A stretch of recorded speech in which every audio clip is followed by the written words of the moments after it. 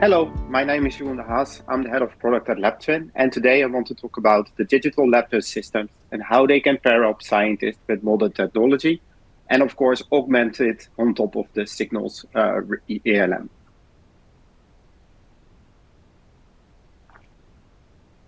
I want to take you to the past, the pitfall of the current documentation processes, the easier digitalization, real-time data capture, improved execution, workflow, and assistance, and of course, with the end, as a spoiler, why wait? The future is now. So let me start with the past state. As we all know, everybody that worked in the lab might have come across a laboratory assistant. Laboratory assistants helped us with technology, scientists doing the lab and research. These high analytical professionals possess in-depth knowledge of the basic laboratory techniques. They help us during the analysis, writing down, but also processing samples and also classifying results. Some of the do's and don'ts that you have for laboratory assistants are they need to use a notebook, they need to write in ink, they need to sign and title everything, and they need to track and save complete lab notebooks. Some of the don'ts, of course, they cannot rip out pages, they cannot skip pages, or they can leave blank pages. So when you have lab assistants, it's very easy to of course, communicate with them. But over time, what we saw is, of course, that you can also use voice and just the voice of such a lab assistant instead of a paper notebook. So when we go back into 1877, Thomas Edison invented the phonograph, and that's where voice started, the capturing of voice. Along the time, of course, everything went better. There came digital voice assistants, there came digital digitation, and mainly early 21st century digital cameras and smartphones have now that built-in capability that we want to leverage for a digital assistant. So what is a virtual assistant? A virtual assistant is an intelligent piece of software that can perform certain tasks or services for the individual based on commands and questions. And if you look on the screen, you recognize a couple of them. So the Google Assistant, of course, the Apple TV, but also the Amazon Echo, that most of the people currently have in their household or are already using them in some form or what during their businesses. Users can use their assistant to question, to control home automation devices, but also do some media feedback. Many of the other basic tasks, such as email, to-do list, and other calendars, can also be used with the virtual command. So how can we combine what we learned from the lab assistant, from using voice in the past, and now having those virtual assistants in our house? And how can we apply that into the current pitfall of documentation practices? So that comes to the question, why a digital lab assistant? A digital lab assistant can help you increase productivity, improve traceability and processes of data, but also can facilitate information access. And one of our users said it lowers the threshold to document on a daily basis. And if you look at the picture, you see exactly what a digital assistant can do. So while you're working, it can hands-free take your data when you speak to your digital assistant. It can give you information, and it can store the data accurately into your system. Of course, when you're working with a digital assistant, you expect a very well transcription accuracy. And if you look at the benchmark of what Google and Amazon do, that's averagely, it's around 75%. But a digital assistant, you want to take more out of that. So by basic, what you want to do is you want to start with a base model, and on top of that, you want to do a training model. Before training, the accuracy of a digital assistant should be around 87%. But after training, it can go up to 95%, which is actually the accuracy of a human being. So how can you do this?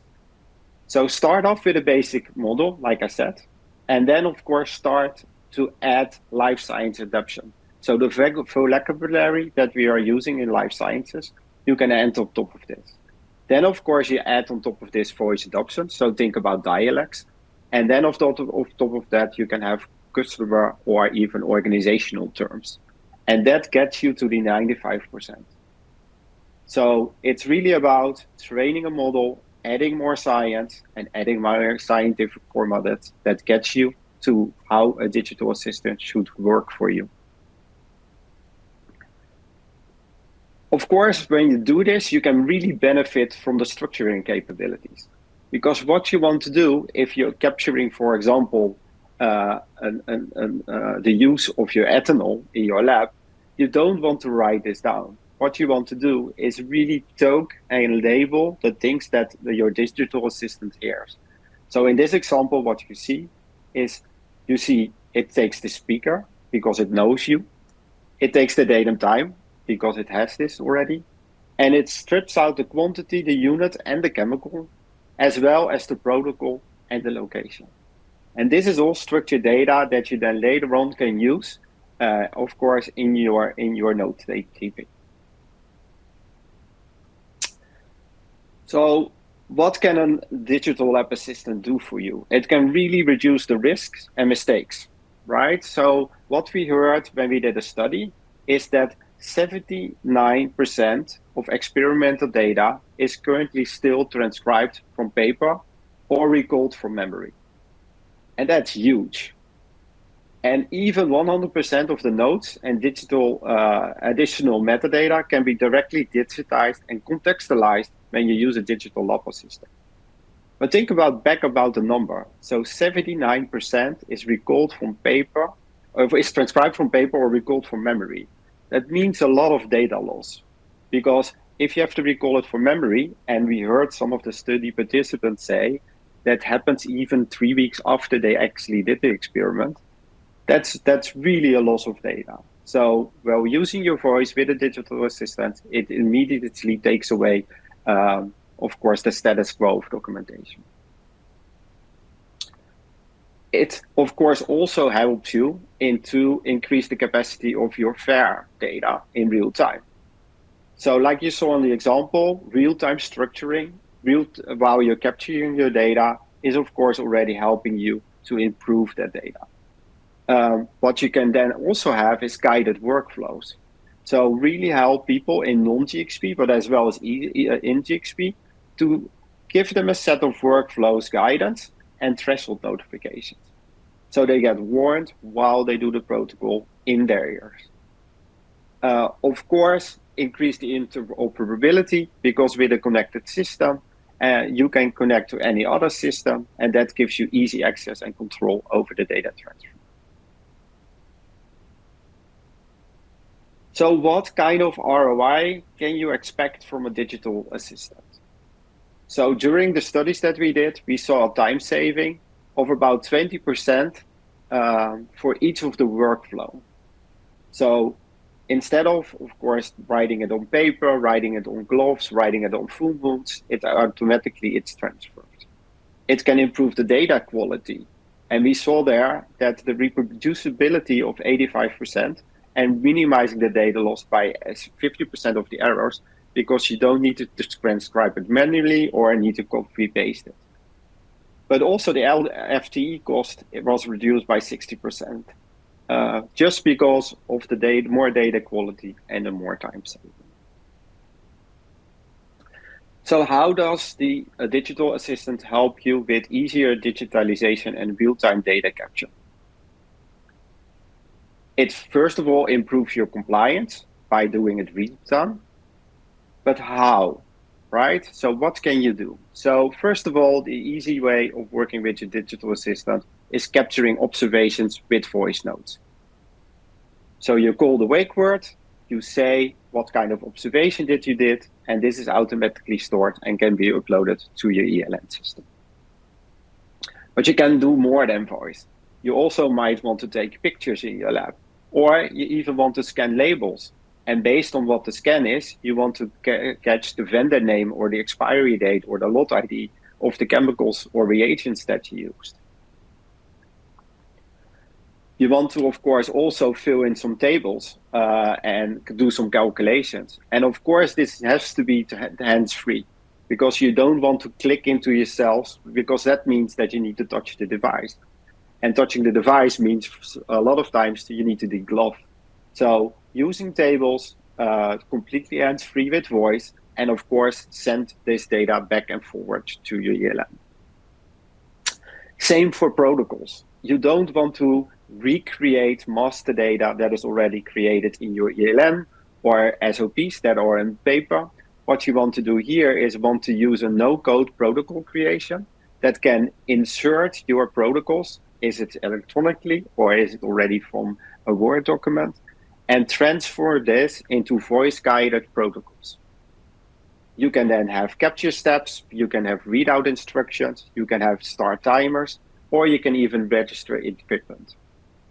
So that means that once you have that protocol available on your phone or your tablet, this protocol can be heard in the ears of the scientist. So with a readout step, the digital assistant will tell you exactly what you need to do.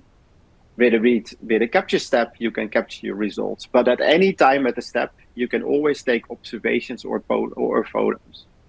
Of course, everything that you've captured here can be again sent back to your ELN. One last thing that you can do is, of course, access data by QR codes. So when you place a QR code on your instrument, you can, for example, immediately jump to the protocol to how to maintain this instrument. Or you can have it on your stick on your bench when you always do the calibration of your sample. So those are a couple of things that you should be able to do with the digital assistant. So how does this improve the execution of your workflow assistance? Of course, what you want to do is really push your content to your gravity signals experiment. Because again, you don't want to have another tool in your lab, but you want something that really helps you in the lab. So what you can do by default is when you have the gravity signals integration is push the data to the last section of your experiment. How does this look? So here on the left-hand side, what you see here is, of course, your gravity signals ELN. You see all the sections and you see all the content in there. On the right-hand side, you see a protocol that we have been executing on the phone. And you see in the background, you see our web interface.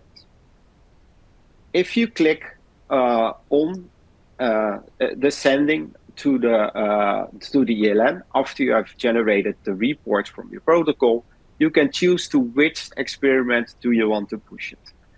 And in case you have multiple experiments, of course, a drop-down will be shown. Once you have selected your protocol, what you see is that your report is automatically pushed to the last section of your experiment, and you see both the report as well as the report in ULN is available. So you have always access to the raw data that you catch with the digital assistant. But of course there is more, and that's many questions that we get is, yeah, pushing it to a last section is fine, but then I need to copy and paste stuff, and I need to, again, that is a manual transaction. So could we also push it to the right section? And the answer is yes. So for example, you take a picture on your phone, in this particular case of a beaker, and when you take the picture, you have the option to select the experiment, but you also now have the option to select the section. So for example, in this particular case, I'm going to put it to the results. I click OK. The photo and maybe the voice notes that were attached to the photo are pushed to the right section. And then what you can see is you have the original photo, of course, also in your digital assistant environment. So that means that you can interact with the ELN, determine what experiment, you can determine what section, and that makes everything much easier than just writing it down and then writing it or transcribing it for paper, or even cutting and paste it when you do it to the right selection. So why do you want to wait for this? Because actually the future is now. So let me show you this video. In the lab? Hey LabTwin. Open protocol. I'm using LabTwin. Opening protocol blot cell treatment. It guides me. Step 1. Pipette 250 microliters of lysis buffer into each sample and mix well. Step by step, through my experiment. Add notes. I can record notes. Sample 1 contains cell lysate contamination. On the spot, Add photo. and take photos of my observations in their context.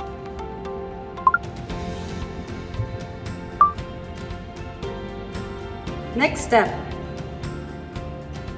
Step 6. LSB buffer dilution.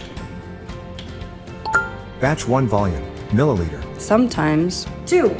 using a table is more convenient to calculate dilutions. Batch 1 dilution factor. 100. Batch 1 volume antibody, milliliter, is 1.98. Next. Step 7. Protocol complete. Would you like to send the protocol results to the ELN? Yes. And the best thing of the day is knowing that when I'm back at my desk, all my notes and pictures are already in my ELN and structured.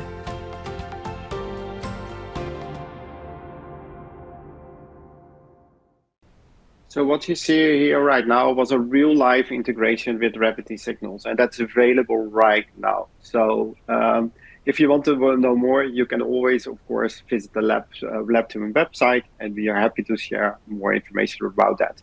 But as the last thing, I want to show you more what you can do with the digital assistant, because it's more than just executing workflows. It's more than capturing nodes into a lab.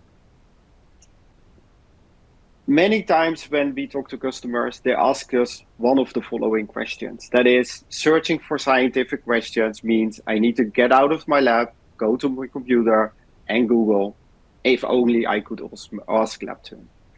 When performing my lab work, with my hands are busy, I want to check my calendar. That also means the gloving. And of course, if I can only ask LabTwin for the next meeting. Before I start my lab work, I need to collect my samples. But that means I have to query my LIMS, I need to search for the location, if only LabTwin could tell me this. And this is actually what we can do also. So let me show you. Porcupine, what's the molecular weight of urea? The molecular weight of urea is approximately 60.06 grams per mole. Porcupine, what's the boiling point of formamide? The boiling point of formamide is approximately 210 degrees Celsius, 410 degrees Fahrenheit. Porcupine, when is my next meeting? Your next meeting is today from 3 p.m. to 4 p.m. with Dr. Sarah Patel in Office D. Porcupine, where is blood sample 1? The sample is located in MP Lab 1, room 3 of the main building. Porcupine, when was the electron microscope last calibrated? The electron microscope was last calibrated on December 30th, 2022. So what you saw here is that a digital assistant like LabTwin can be used in and outside the lab. It can be used for your workflows, it can be used for better digitization of your nodes, but it can also help you scientific inquiries. I hope you liked the presentation, and like I said before, if you want to know more, please reach out to us. You can use the website, www.labtwin.com, or you can reach out directly to the email that you see on screen. Thank you for your attention.